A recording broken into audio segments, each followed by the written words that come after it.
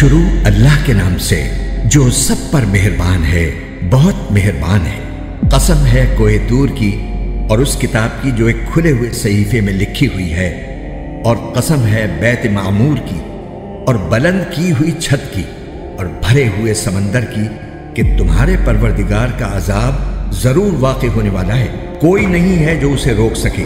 جس دن آسمان تھر تھرا کر لرز اٹھے گا اور پہاڑ ہولناک طریقے سے چل پڑیں گے، تو اس دن بڑی خرابی ہوگی ان کی جو حق کو جھٹلاتے ہیں، جو بیہودہ باتوں میں ڈوبے ہوئے کھیل رہے ہیں۔ اس دن جب انہیں دھکے دے دے کر جہنم کی آگ کی طرف دھکیلا جائے گا کہ یہ ہے وہ آگ جس کو تم جھٹلایا کرتے تھے۔ بھلا کیا یہ جادو ہے یا تمہیں اب بھی کچھ نظر نہیں آ رہا؟ داخل ہو جاؤ اس میں، پھر تم صبر کرو یا نہ کرو تمہارے لیے برابر ہے، تمہیں انہی کاموں کا بدلہ دیا جائے گا جو تم کیا کرتے تھے۔ متقی لوگ بے شک باغوں اور نعمتوں میں ہوں گے، ان کے پروردگار نے انہیں جس طرح نوازا اور ان کے پروردگار ہی نے انہیں دوزخ کے عذاب سے جس طرح بچایا اس کا لطف اٹھا رہے ہوں گے۔ ان سے کہا جائے گا کہ خوب مزے سے کھاؤ پیو ان اعمال کے صلے میں جو تم کیا کرتے تھے۔ وہ ایک قطار میں لگی ہوئی اونچی نشستوں پر تکیہ لگائے ہوئے ہوں گے، اور ہم بڑی بڑی آنکھوں والی حوروں سے ان کا بیاہ کر دیں گے۔ اور جو لوگ ایمان لائے ہیں اور ان کی اولاد نے بھی ایمان میں ان کی پیروی کی ہے، تو ان کی اولاد کو ہم انہی کے ساتھ شامل کر دیں گے اور ان کے عمل میں سے کسی چیز کی کمی نہیں کریں گے۔ ہر انسان کی جان اپنی کمائی کے بدلے رہن رکھی ہوئی ہے، اور ہم انہیں ایک کے بعد ایک پھل اور گوشت جو بھی ان کا دل چاہے گا دیے چلے جائیں گے۔ وہاں وہ ایسے جام شراب پر دوستانہ چھینا جھپٹی کر رہے ہوں گے جس میں نہ کوئی بےہودگی ہوگی اور نہ کوئی گناہ ہوگا، اور ان کے ارد گرد وہ نوجوان پھر رہے ہوں گے جو انہی کی خدمت کے لیے مخصوص ہوں گے، ایسے خوبصورت جیسے چھپا کر رکھے ہوئے موتی۔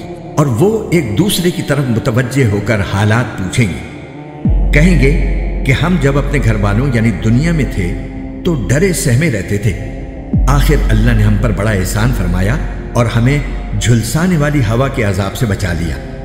ہم اس سے پہلے اس سے دعائیں مانگا کرتے تھے، حقیقت یہ ہے کہ وہی ہے جو بڑا محسن بہت مہربان ہے۔ لہٰذا اے پیغمبر تم نصیحت کرتے رہو، کیونکہ تم اپنے پروردگار کے فضل سے نہ کاہن ہو نہ مجنون۔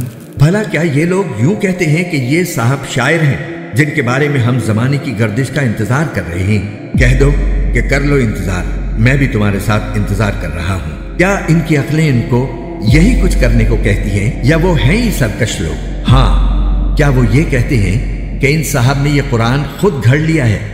نہیں، بلکہ یہ ضد میں ایمان نہیں لا رہے۔ اگر یہ واقعی سچے ہیں تو اس جیسا کوئی کلام گھڑ کر لے آئیں۔ کیا یہ لوگ بغیر کسی کے آپ سے آپ پیدا ہو گئے ہیں، یا یہ خود اپنے خالق ہیں، یا کیا آسمان اور زمین انہوں نے پیدا کیے ہیں؟ نہیں، بلکہ اصل بات یہ ہے کہ یہ یقین نہیں رکھتے۔ کیا تمہارے پروردگار کے خزانے ان کے پاس ہیں، یا وہ داروغہ بنے ہوئے ہیں، یا ان کے پاس کوئی سیڑھی ہے جس پر چڑھ کر یہ عالم بالا کی باتیں سن لیتے ہیں؟ اگر ایسا ہے تو ان میں سے جو سنتا ہو وہ کوئی واضح ثبوت تو لائے۔ کیا اللہ کے حصے میں تو بیٹیاں ہیں اور بیٹے تمہارے حصے میں آئے ہیں؟ اور کیا تم ان سے کوئی اجرت مانگ رہے ہو جس کی وجہ سے یہ تاوان کے بوجھ میں دبے جا رہے ہیں، یا ان کے پاس غیب کا علم ہے جسے یہ لکھ لیتے ہوں؟ کیا یہ کوئی مکر کرنا چاہتے ہیں تو در حقیقت جو کافر ہیں مکر تو انہی پر پڑے گا۔ کیا اللہ کے سوا ان کا کوئی اور خدا ہے؟